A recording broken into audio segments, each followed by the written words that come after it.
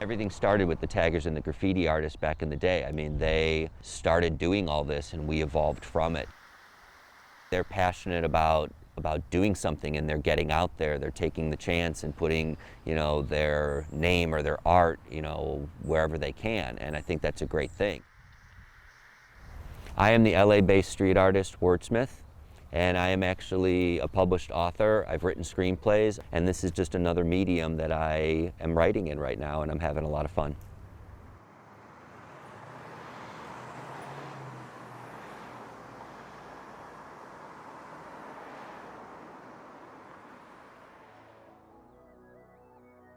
In the beginning, it was about tagging and getting my name out there, and it's just vandalism, it's straight vandalism.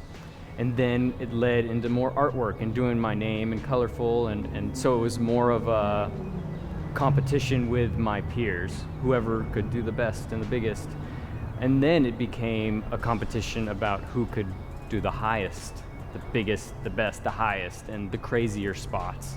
And it evolved into me just going as hard as I could, as big as I could, as high as I could, and that was the whole driving force behind that, adrenaline, and you just keep going and going and going. If you claim to be a graffiti writer and you're not actually in the streets painting illegally, then people don't think that that's cool. You think differently or something. There's some reason that you do it, because you can get hurt, you can get arrested, you can get all kinds of stuff, but you still do it. The stuff that is it's easy to see why. The thrill and the respect and the fame, not fame, but fame through your other writers. Oh yeah, I've heard of you, or I've seen you up, or whatever, or your style is you're good, you're dope.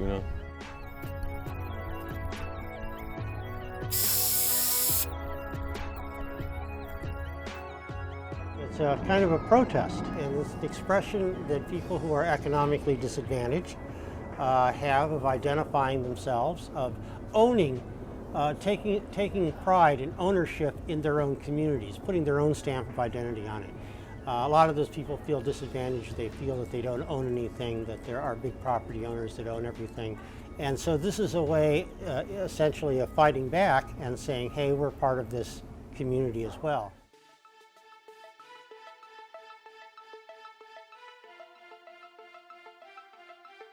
There's many business improvement districts all throughout California, all throughout the country, and that's when a group of property owners come together and they decide to assess themselves more than what they would normally pay in taxes to the city and to the county. And so with these additional funds, what they do is they pool these funds together and they use them on cleaning services and safe services. So with these funds, with our budget, we spend this money to hire a cleaning company that ensure that the community is clean, there's no graffiti, no one's vandalizing anything.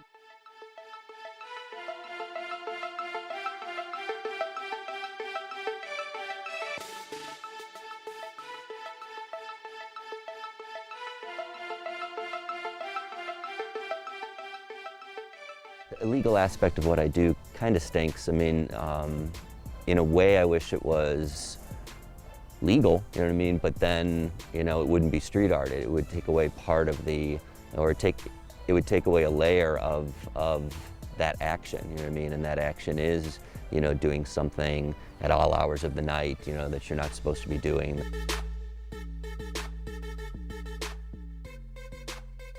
A lot of people have said about Los Angeles, this is a great place to conceive of and create art, not such a great place to find an audience. You say you're a graffiti artist and you're looked down upon, and it's looked at as you're a gang member, or you're tagging, you're destroying property.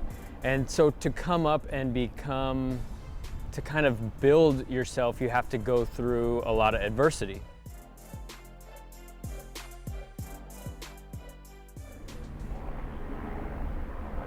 I hear a helicopter coming.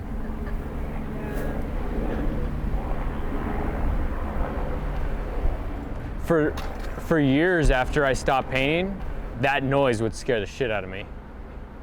There was almost like a feeling, I would feel the vibration of the helicopter when it would get closer. Because if a helicopter spots you, you're done. Like, you can't get away. Like, once the light hits you, you can't hide because they know where you are. I mean, they saw you, and then and a lot of they have heat sensors, and you can't really hide under stuff.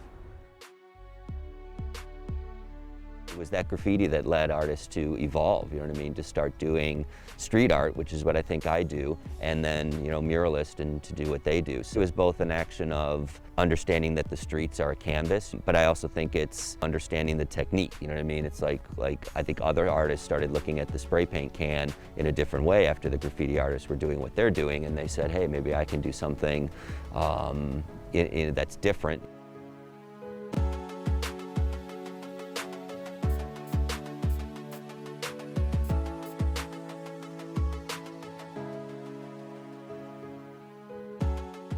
I see a lot of stuff transcending from graffiti over into murals.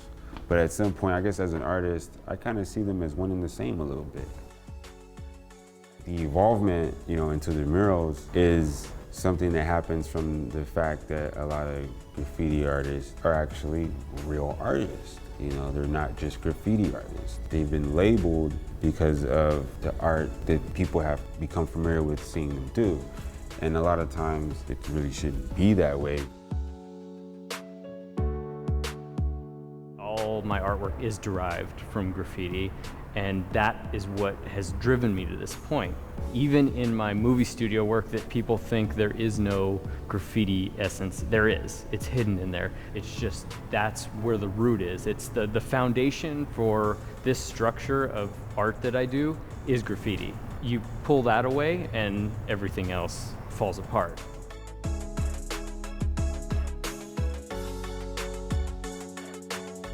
Big cities that are large enterprises, especially in the 21st century, where you have modern cities rising up, they can be very clean, they can be very hard lined. And these are very inhuman things, big blocks of steel and concrete and glass. And in a way, graffiti art humanizes those by injecting a real identifiable human element. I take a lot of pride in being a graffiti writer. It's great being able to paint on legal walls, you know what I mean? I'm being asked to do that now, and that's fantastic. I love that, but I'll always do my work in the streets because it's just the nature of who I am as wordsmith and what I do. So no matter what happens down the road, the streets are still going to be, you know, a target for me or my canvas.